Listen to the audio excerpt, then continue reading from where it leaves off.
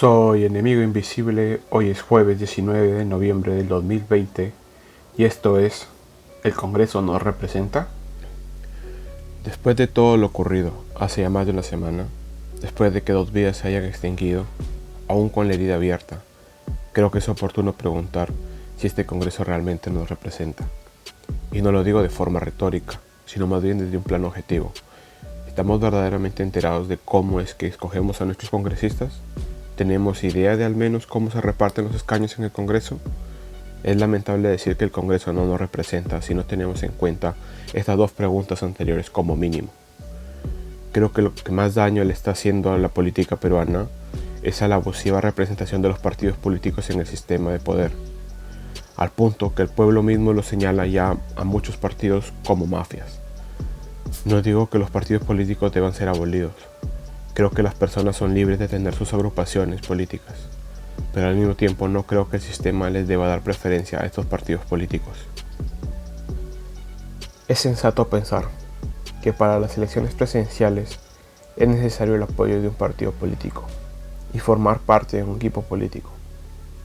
Los candidatos necesitan conformar su lista y equipo de trabajo, y de ser posible ir al Congreso con una cantidad de congresistas que le ayuden a gobernar. Pero para el Congreso, que en su denominación más simplista son la representación del pueblo, es perjudicial que los partidos políticos tengan tanto poder. Como ya lo demostraron el APRA y los fujimoristas, cuando los partidos tienen tanto poder, llegan al punto de que se sienten como mafias, y que la intención de estos partidos siempre son las mismas.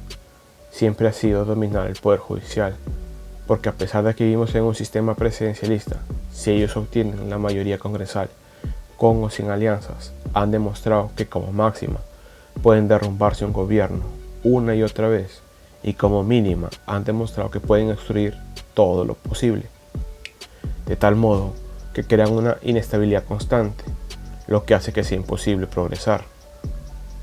Pues entonces, ¿cómo elegimos a los congresistas? Voy a citar a la Constitución en el artículo 90, para ser más precisos. Y dice lo siguiente: el poder legislativo reside en el Congreso de la República, el cual consta de Cámara Única. El número de congresistas es de 130. El Congreso de la República se elige por un periodo de 5 años mediante un proceso electoral organizado conforme a ley. Los candidatos a la presidencia de la República no pueden integrar las listas de candidatos a congresistas. Los candidatos a vicepresidentes pueden ser simultáneamente candidatos a una representación en el Congreso. Para ser elegido congresista se requiere ser peruano de nacimiento, haber cumplido 25 años y gozar del derecho de sufragio. Bien, entonces, esto nos da la sensación de que nosotros votamos y el que saca más votos llega al Congreso. Pero si es así, ¿cómo es que tenemos esta perpetua sensación de que el Congreso no nos representa?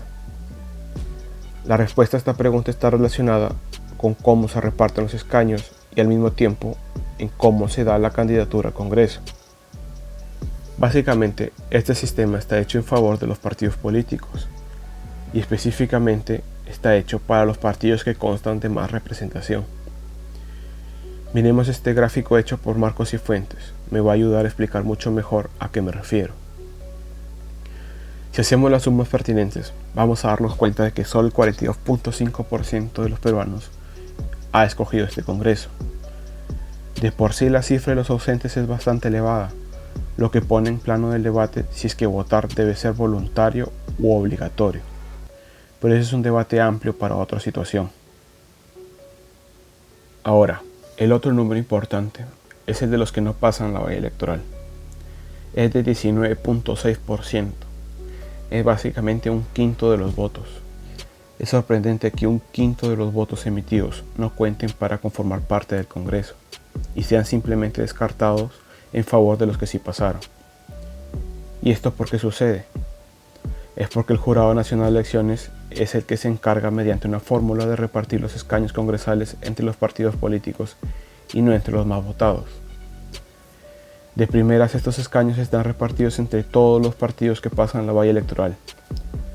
La valla electoral es del 5% de los votos válidos.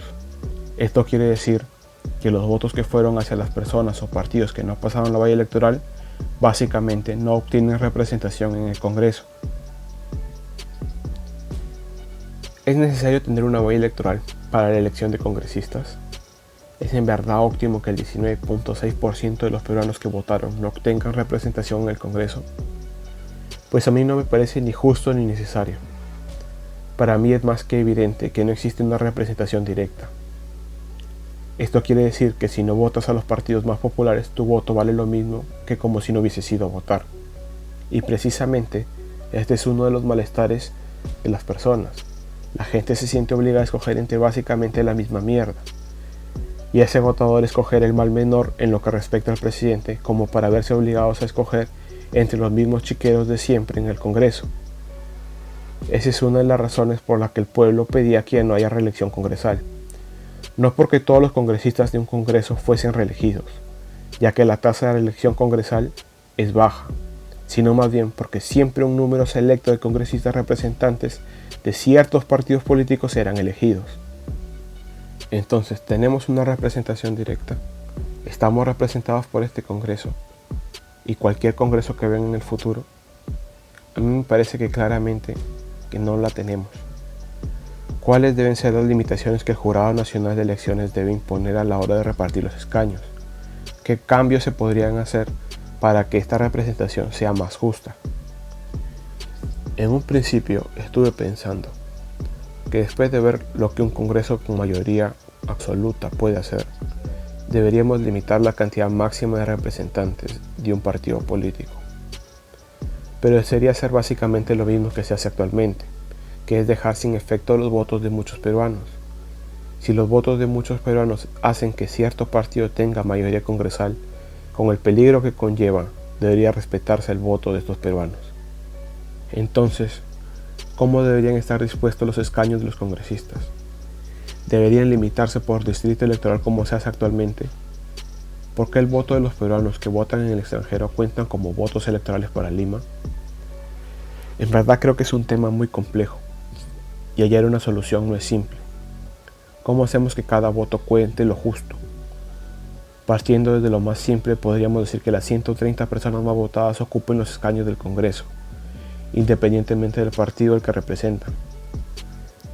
Pero esto haría que solo la mayoría de los congresistas pertenezcan a un solo grupo de regiones por la cantidad de pobladores que tienen. De este modo, las regiones con menos pobladores tendrían pocas posibilidades de verse representados. Actualmente los escaños se dividen entre los 26 distritos electorales conforme lo estipula el artículo 21 de la Ley Orgánica de Elecciones, en donde se establece que los distritos electorales de Amazonas, Apurímac, Huancavelica, Moquegua, Pasco, Tacna, Tumbes y Ucayali tendrán cada uno 2 congresistas. En tanto, 3 le corresponden a Ayacucho y a Huánuco, y 4 al Callao, Ica, Lima Provincias, Loreto y San Martín. Con 5 congresistas aparecen Ancash, Cusco, Junín, Lambayeque y Puno. Con 6 Arequipa y Cajamarca. Con 7 La Libertad y Piura, y al distrito electoral de Lima le corresponden 36 curules. Soy de los que no descarta un sistema en su totalidad, sino que si algo sirve, se le puede hacer pequeñas reformas. De este modo creo que la actual distribución de los congresistas por distritos electorales es lo más justo. Podemos entrar en el debate si es que los votos en el extranjero representan votos electorales para Lima, y así quitarles algunos curules a Lima. Honestamente, no sé si el número de personas en el extranjero pueden hacer que Lima pierda algunos congresistas, pero supongo que sería más que todo una situación simbólica. Lo siguiente, y puede que sea lo más importante, es la candidatura al puesto de congresista. Mucho se dice que para ser congresista se requieren ciertos requisitos mínimos, que no es necesario tener estudios, y esto da la ilusión de que cualquiera puede ser congresista. Y en sentido estricto puede parecerlo, pero no es que cualquiera puede ser congresista, sino que cualquier persona con vínculos en un partido político puede ser congresista. Y esto se debe a la forma en que se da la candidatura para ser congresista. Y es que básicamente debes pertenecer a un partido político o ser un invitado de un partido político. Y ese es uno de los problemas fundamentales en nuestro país. Los partidos políticos tienen demasiado poder. Los partidos políticos deben ser agrupaciones de personas con similares líneas de pensamiento que se juntan para tener visibilidad, nada más. Y hemos sido testigos de cómo los partidos políticos en el Congreso votan en bloque. Y eso no solo sucede en nuestro país, sucede en varios países. Y cuando tenemos personas que anteponen los intereses de los partidos políticos a sus principios, ya tenemos una corrupción de base. No deberían tener preferencia en cuanto a las candidaturas. Debería poder postular cualquier persona sin necesidad de depender de un partido político. Si yo, por ejemplo, soy un futbolista o un exfutbolista y siento que los equipos de fútbol no están actuando de forma correcta y quisiese plantear reformas legales para mejorar la situación de los futbolistas, yo podría postular para el Congreso. Y si mis colegas futbolistas consideran justas las reformas que yo planteo, podrían votar por mí. Y no solo eso, podrían hacerme propaganda e incluso podría yo anexar a otros deportes en los que también existan irregularidades. Ya que al fin y al cabo, con la era digital, ya ni siquiera es necesario tener un gran presupuesto para hacerse notar. Lo mismo podría pasar si eres cocinero, constructor, profesor, etc. La forma en la que se hace la candidatura en nuestro país es mediante lista cerrada, pero no bloqueada. Lo que significa que nosotros votamos por la lista que nos imponen los partidos políticos y al mismo tiempo con nuestro voto podemos influir en el orden de la lista que dan estos partidos políticos, lo cual ocurre pocas veces. Casi siempre se ven beneficiados aquellos ubicados más arriba en las listas. Como ven, dependemos de los partidos políticos y no debe ser así. Ellos deberían depender de nosotros. De esta forma, si la candidatura no dependiese de los partidos políticos, deberían ocupar los escaños aquellas personas que han sido más votadas, y no dependiendo de si los partidos consiguieron una cierta cantidad de votos. Ya vimos que prácticamente el 20% de los votos no contaron porque los partidos políticos no pasaron la valla electoral, y eso no es representativo. Si para que no haya una pluralidad de partidos políticos exagerada, necesitamos limitarlos con que obtengan un porcentaje mínimo de los votos, o sea con la valla electoral, que se haga con los votos para presidente. El Congreso y el presidente pertenecen a poderes independientes. Si hay partidos destinados a desaparecer por la valla electoral, está bien, pero eso no puede anular los votos que consiguieron para ocupar un escaño en el Congreso. Que el partido desaparezca, pero que el candidato se mantenga en el escaño que ganó. Y si ese candidato actuó bien, en el futuro podría volver a armar su partido político o volver a candidatear de manera independiente. Y la permanencia de esto solo dependería del voto de los peruanos. ¿Y cómo hacemos para obtener buenos candidatos? Lo mínimo que podemos pedir es que no deberían poder postular a aquellas personas con procesos judiciales abiertos, con sentencias firmes, o en todo caso, que el Poder Judicial, que es el tercer poder del Estado, debería poder desaforar a un congresista de la República para que pueda ser procesado. Es inaudito que pidas que las mismas ratas voten para sacar una rata. Por algo el dicho de otorongo no come torongo. El Poder Judicial debería poder desaforarlos y asimismo que estos indeseables pierdan todos sus beneficios. Y algo que muchos de nosotros pensamos es que es exagerado el sueldo de estas personas. No digo que no les deban pagar, es un trabajo y debe ser remunerado. Que sea una remuneración simbólica, que la principal motivación para el que quiera servir al país como congresista sea el servicio de su país. A pesar de que no estamos dentro de los sueldos más altos de Sudamérica con respecto a congresistas, sigue siendo un monto exagerado para lo que la mayoría de pendejos hace dentro del Congreso. Hay impresentables que ni siquiera presentan proyectos de ley en todo su ciclo, que ni siquiera se aparecen para votar, impresentables que solo están ahí para ganar 15.000 soles que reciben por ser congresistas. ¿Cuánto debería ser el sueldo de un congresista? Es un tema a debatir.